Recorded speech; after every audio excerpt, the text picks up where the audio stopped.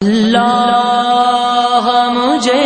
لشکر مہدی سے ملا دے، اللہ مجھے لشکر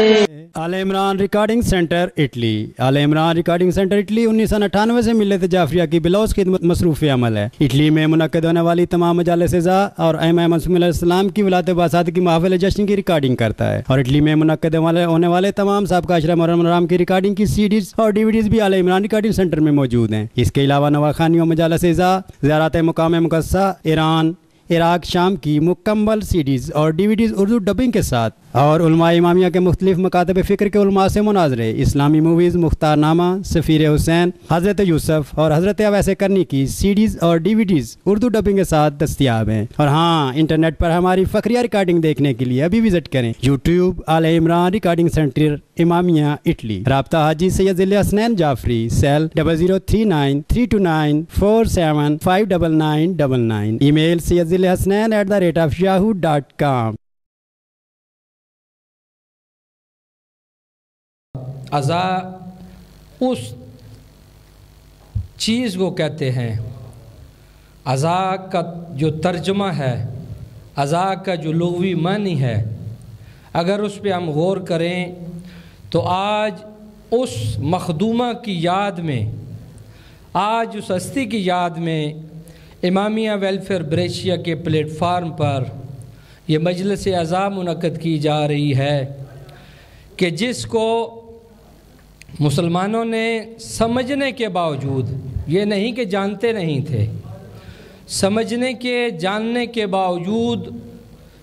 وہ صلہ دیا، عظمت کا وہ اجر دیا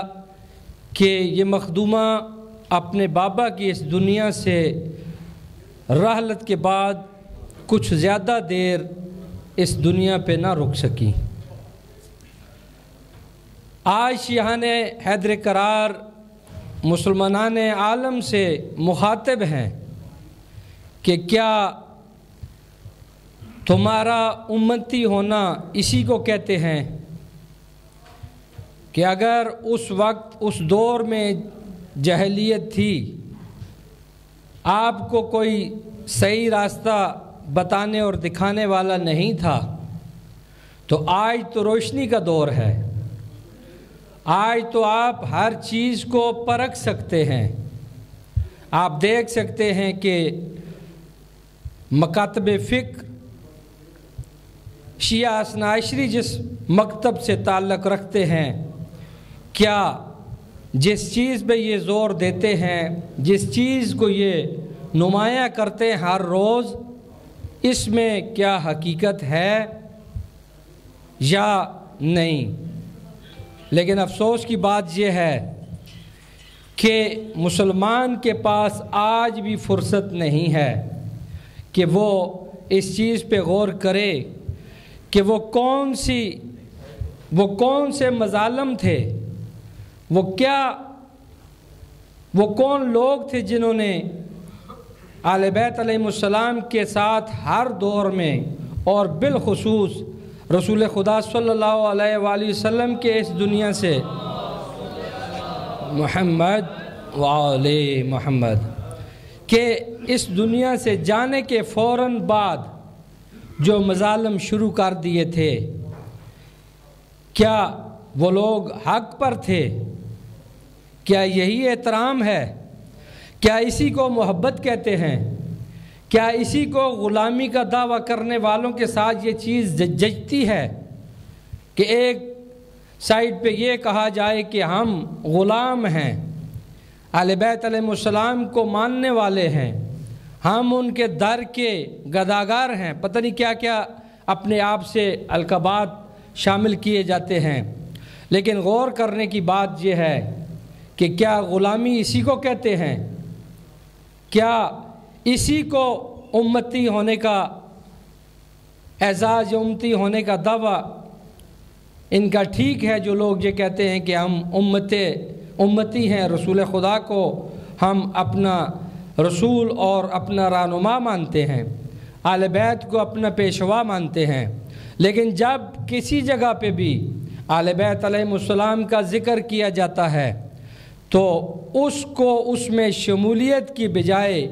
उसको रोकने की कोशिश की जाती है। आप पाकिस्तान में देखें आजकल जो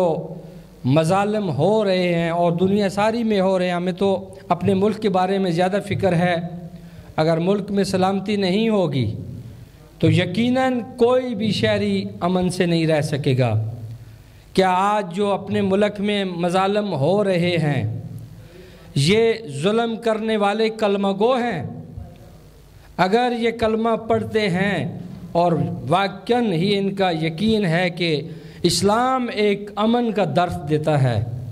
तो क्या इसी को अमन कहते हैं कि शियाने हैदर करार को जिस बेदर्दी और जिस जुल्म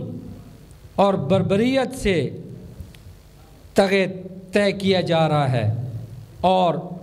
उनकी गर्दनें काटी जा रही हैं, ये किस चीज़ को इस्लाम कहते हैं? इस्लाम तो दर्स देता है कि आप किसी गैर इस्लाम जो इंसान है उसके साथ भी ऐसा सलूक न करें कि वो आपसे दूर हो। तो ये जो मजालिस हैं इनमें हमें इन सारी चीज़ों पे गौर करना पड़ता है। यहाँ जमा होने का मकसद यकीनन बहुत बड़ा सवाब है अगर सवाब की नीयत से इसमें शमूलियत की जाए। अगर प्रोग्राम को इस नीयत से ऑर्गेनाइज़ किया जाए कि ये फ़कत सवाब की खातर है तो यकीनन बहुत बड़ा सवाब है। लेकिन अगर मैं इस नीयत से करूं, प्रोग्राम में शामिल हूं या प्रोग्राम में दामने दर में सुखने किसी तरीके से भी अपना किरदार रोल प्ले करूं कि मुझे 4 बंदे देख लेंगे या मेरा नाम हो जाएगा तो कतन ये सवाब नहीं है। उलमा मौजूद हैं और हम जैसे ख़ताकार गुनाहगार भी उलमा की सोबत से बैठ के ये चीज़ें सीखते हैं कि कतन इन चीज़ों का सवाब नहीं है। और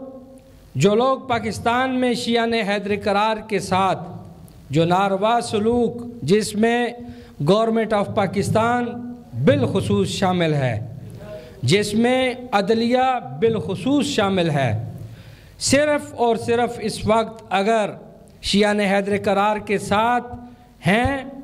तो वही लोग हैं जो अपने आप को सही बरेलवी कहते हैं। आज वो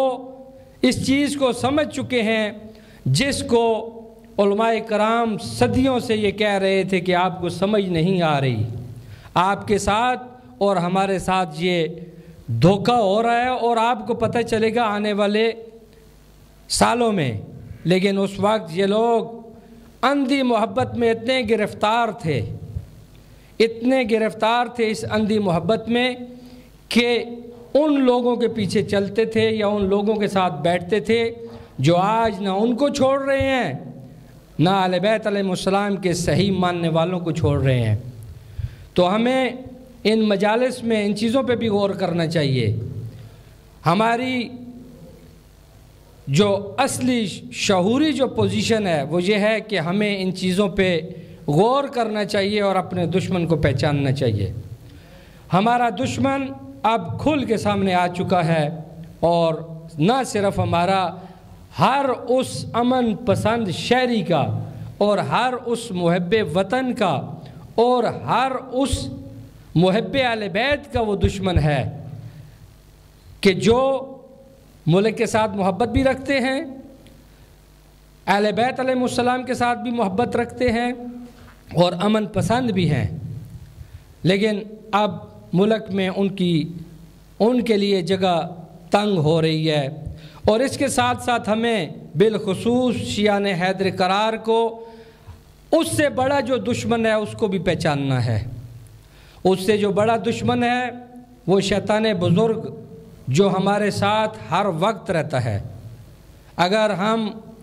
इस शैतान से अपने आप को छुड़वा लें तो यकीनन हर वक्त हर लम्हा हमारी कामयाबी है। हमने एक दुश्मन को पहचान लिया है जो तकफीरी ग्रुप है, जो नासबी हैं, لیکن دوسرا وہ جو ہمارے اندر ہر وقت ہمیں ایک دوسرے کے بارے میں یہ ہر وقت مشاورت ہمارے ساتھ کرتا ہے، طرح طرح کے مشورے دیتا ہے، ہمیں اس سے بھی اپنے آپ کو بچانا ہے۔ کیوں کہ سب کی ایک ہی فکر ہے کہ آخرت میں کامیابی ہو جائے، آخرت میں کامیابی مل جائے اور معصومین علیہ السلام کی ہمیں شفاعت نصیب ہو جائے۔ اگر ہم نے معصومین علیہ السلام کی شفاعت حاصل کرنی ہے، اور یقیناً انشاءاللہ تعالی ہر شیعہ اثنا عشری کو محمد والے محمد کی شفاعت نصیب ہوگی۔ اور اس میں اگر درجے لینے ہیں، اس میں اگر ہم نے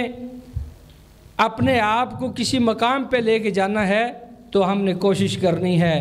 کہ اپنے عمل، اپنے کردار اور شیطان سے کیسے ہم نے آزادی حاصل کرنی ہے۔ اب میں آپ کا زیادہ وقت نہیں لینا چاہتا۔ آج کے پروگرام میں تمام مومنین اس بات سے بخوبی آگاہ ہیں کہ قبلہ مولانا صفدر علی صفدری صاحب کے علاوہ آج کی اس مجلس اعزاء میں آج کے جو خصوصی خطاب فرمانے والی شخصیت ہے، ملک کی وطن عزیز پاکستان سے اگر ان کی کاوشوں، محنتوں اور ان کی مبلغانہ جو زندگی کا جو پہلو جو لمحات گزرے ہیں ان کو دیکھیں، یورپ کے اندر دیکھیں، انگلینڈ کے اندر دیکھیں، تو میرے خیال میں کسی سے یہ ڈھکی چھپی نہیں ہے۔ آج امامیہ ویلفیئر بریشیا کے لیے یہ بھی ایک اعزاز ہے کہ ایسی ہستی، ایسی شخصیت امامیہ ویلفیئر بریشیا کی دعوت پر اور بالخصوص آج کی مجلس اعزاء کے جو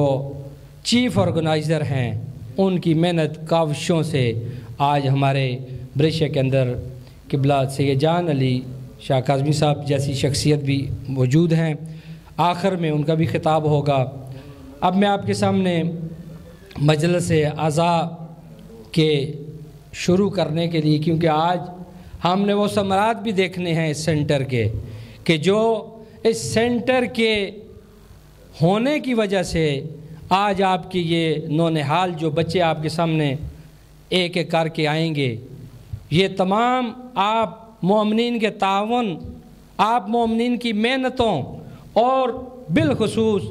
قبلہ مولانا صفدر علی صفدری صاحب کی دن بھر دن رات کی کاوشوں کا نتیجہ ہے کہ آج جب جن بچوں سے یہ تلاوت قرآن مجید سنتے ہیں تو ہمارے دل اور زیادہ خوش ہوتے ہیں، کھل جاتی ہے، ہماری قلبی حیثیت ہماری جو ہے وہ اور زیادہ کھل جاتی ہے۔ کس طریقے سے یہ بچے تلاوت قرآن مجید کر رہے ہیں، ان کا مخرج، ان کی ادائیگی یقیناً بہت بڑی ہے۔ آپ سب مومنین کی کاوش اور سب مومنین کی محنت اور بالخصوص محترم قبلہ صفدر علی صفدری صاحب کی محنتوں کا نتیجہ ہے۔ اللہ تعالیٰ سے دعا ہے کہ بحق محمد والے محمد امامیہ ویلفیئر بریشیا اور بالخصوص تمام محمد والے محمد کے ماننے والوں کو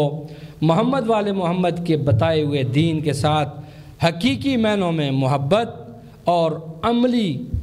طور پر اس کے ساتھ رغبت رکھنے کی توفیق عطا فرمائے۔